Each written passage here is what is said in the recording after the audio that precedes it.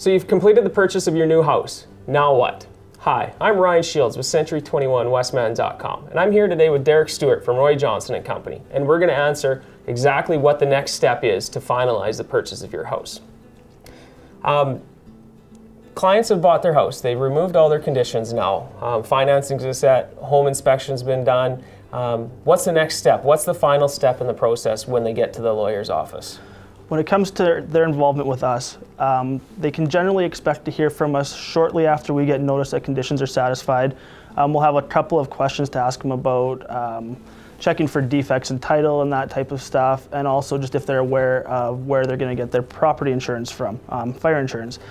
After that, they probably won't hear from us until approximately 2 weeks before possession. Okay.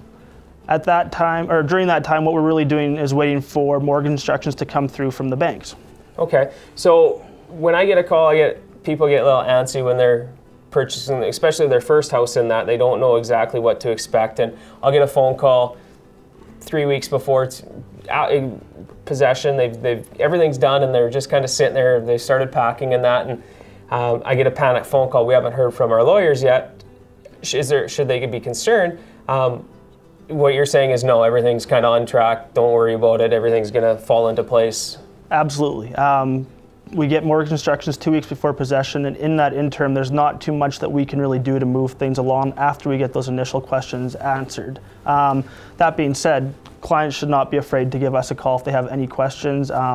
Especially a lot of people have questions about closing costs. Land transfer tax is a big one, so we can provide an exact number for land transfer tax on a purchase that they're going to have to pay. And then they'll have the satisfaction of knowing that they've got enough money saved. Okay, now when they come and see you, what do they need to bring you? Like, you guys will already have all the purchase documents and everything. What do they exactly need to bring on the date of their appointment? On the date of their appointment, they need to bring 1 to 2 pieces of identification. Generally, we'll require 2. It'd be a rare case where we only want 1, and if you have 2, then you're just better prepared. It never hurts to have more than less.